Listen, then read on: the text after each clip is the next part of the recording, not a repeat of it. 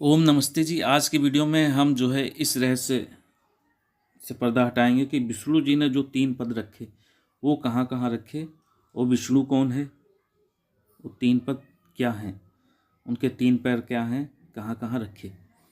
तो इस मंत्र में आप देख सकते हैं, सामवेद का है, इदम विष्णु विचक्र में त्रेधा निदधे पदम, अर्थात जो विष्णु है वो 3 पद रखते हैं, ऐसा जो है सामवेद में वर्णन है। अब अगला मंत्र जो स्क्रीन पर आने वाला है उसमें उसके हिंदी अर्थ में आप देखिए कि यथा विष्णु विचक्र में, अर्थात जो विष्णु है वो 3 पगों को रखता है पृथ्व्या, इस पृथ्वी के आदिशावनी शिखर पर, अर्थात ऊंचे शिखरों पर वो जो है उसके पग पहुंचते हैं। अब वो पग क्या हैं, पृथ्वी के वो शिखर कौन से हैं, इन सब का जो है हम लोग इन सबको जानने का प्रयास करेंगे। तो इन सबको जानने के लिए हम जो है रामायण को देखते हैं। यहाँ स्क्रीन पर आप जो देख रहे हैं वो उस समय का वर्णन है जब सुग्रीव जी पूर्व दिशा में लोगों को भेजते हैं। तो वो बताते हैं कि पूर्व दिशा में क्या क्या चीज़ें पड़ती हैं। तो एक समुद्र पड़ता है, इंडोनेशिया के आगे एक समुद्र पड़ता है, उसका वर्णन करते हुए वो कहते हैं कि वहाँ का जो पानी है इतना गर्म है कि लोग प्राणी उसमें भात की तरह उबलते हैं। तत्विक्रोशताम नादो भूतानाम सागरों का साम, समुद्रवासी प्राणी जो है उसकी लपटें सह सकते हैं, वे उस बड़वानल को देखकर डर के मारे चिल्लाया करते हैं, उनका सब सुनाई पड़ता है। उस सात समुद्र अर्थात उस समुद्र के आगे जो उत्तर तट पर 13 योजन विस्तार वाला जो पहाड़ है चात रूपशील है। तो उस पहाड़ के बारे में आगे जानेंगे, लेकिन उससे पहले देखिए कि ये जो स्क्रीन पर आप फोटो देख रहे हैं इसमें भारत के बाद इंडोनेशिया से आते हुए जो ऑस्ट्रेलियन प्लेट है, जो ऑस्ट्रेलिया है, उसके आगे जो ये समुद्र है, जो रिंग ऑफ फायर एरिया दिखा रहे हैं, ये सब पूरा समुद्र है। और उधर आगे साउथ अमेरिका जो है, नॉर्थ अमेरिका और साउथ अमेरिका। तो साउथ अमेरिका में वो जो पहाड़ है जिसके बारे में आगे बताएंगे, तो उससे पहले जो समुद्र है वो पूरा गर्म रहता है। उसका कारण है कि नीचे ज्वालामुखी, समुद्र के अंदर जो ज्वालामुखी है उसके रासायनिक क्रियाओं के द्वारा ऊपर पानी गर्म रहता है। अब आगे दिया है कि वो जो पहाड़ है आगे, समुद्र के आगे जो पहाड़ है, पेरू स्थान जो है, तो उस पहाड़ के शिखर पर या आसीनम पर्वत सागरे सर्वभूत नमस्कृतम सह शीर्षम देव अनंतम नीलवाससम, पहाड़ के शिखर पर सब देवताओं से नमस्कार सहित मस्तकों वाले अनंत जी जो है विराजमान है, अर्थात उनका चित्र बना हुआ है। त्रिश्रा कांचनम केतुस्तालस्तस्य महात्मना स्थापिता पर्वत सागरे विराजित सवेद का, उसी पर्वत के शिखर पर 3 शाखा वाला सुनहला ताल का वृक्ष जो है, जैसे ध्वजा वेदी पर लगा होता है, इस तरह वो वेदी के साथ वहाँ पर बना हुआ है। तो समुद्र के बाद जब हम उस पहाड़ पे आते हैं तो आप देखिए, आप स्क्रीन पर देख सकते हैं कि वो जो है वो वृक्ष जो है बना हुआ है, वेदी के साथ वो बना हुआ है और काफ़ी बड़ा है। ये दूर से दिखाई देता है, हेलीकॉप्टर से जब कोई गुजरता है तो उनको भी वो जो है आकाश से वो इतना विशाल है, जो है वो दिखाई देता है। तो रामायण में आगे वर्णन है कि इसे देवताओं ने जो है पूर्व दिशा के निर्धारण के लिए बनाया था, कि ये पूर्व की सीमा है, इसके आगे जो मनुष्य लोग नहीं जा सकते, पूर्व दिशा की एक सीमा है। इसकी लंबाई आप देख सकते हैं 156 मीटर है, वेदी के बाद से ऊपर का शिखर जो है 156 मीटर है, काफ़ी लंबा है।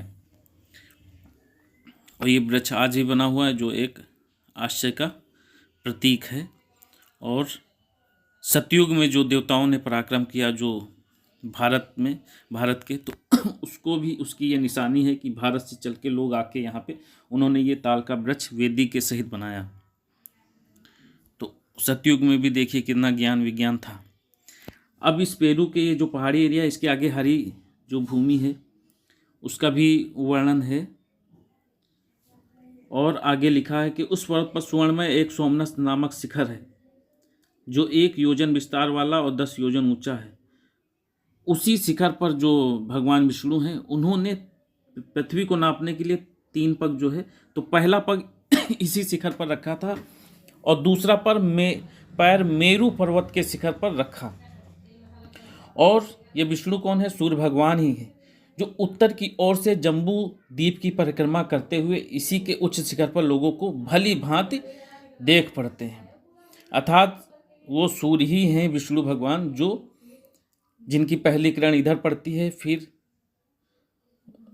अर्थात 3 पार्ट में अगर हम तोड़ दें तो पहली इधर, फिर मेरू पर्वत पे, फिर आगे भारत के और आगे, तो ऐसे 3 पग को रखते हैं। आगे हम विश्व का नक्शा देख रहे हैं रामायण कालीन, जिसमें जम्बू द्वीप दिखाया गया है कि सूर्य भगवान जो है जम्बू द्वीप की परिक्रमा करते हैं उत्तर से स्टार्ट करके। और वेदों में एक कॉन्सेप्ट है कि 3 लोक होते हैं, पृथ्वी लोक, आकाश लोक, अंतरिक्ष लोक। 3 देवता तीनों लोक में मुख्य हैं, पृथ्वी पे अग्नि, आकाश में वायु और अंतरिक्ष में सूर्य, अर्थात अंतरिक्ष जो स्वर्ग लोक है वहाँ पे सूर्य मुख्य हैं। यही कॉन्सेप्ट अगर हम विश्व पे लगाएं तो हम जान सकते हैं विश्व में कहाँ पे वायु सबसे तेज चलती है, कहाँ पे अग्नि सबसे अधिक है, कहाँ पे सूर्य सबसे निकट है। ये 3 लोक का अगर हम कॉन्सेप्ट लगाएं तो भारत को स्वर्गलोक कह सकते हैं।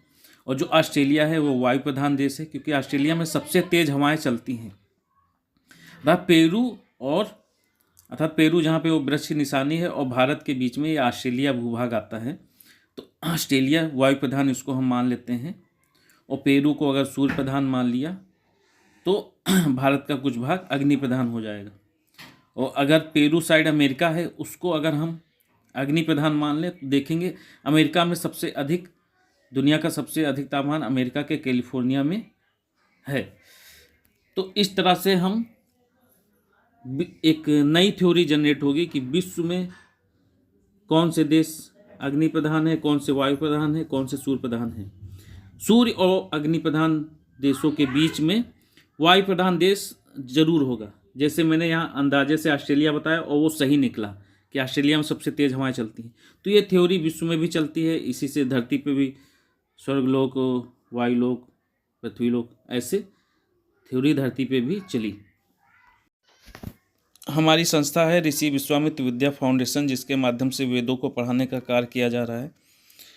जो लोग भी वेदों को पढ़ना चाहते हैं वो कमेंट में अपना जो है कमेंट में वो हमें सूचित कर सकते हैं। और हमारी संस्था के माध्यम से जो वेद विद्या को पढ़ाने का कार्य हो रहा है। ओम नमस्ते जी।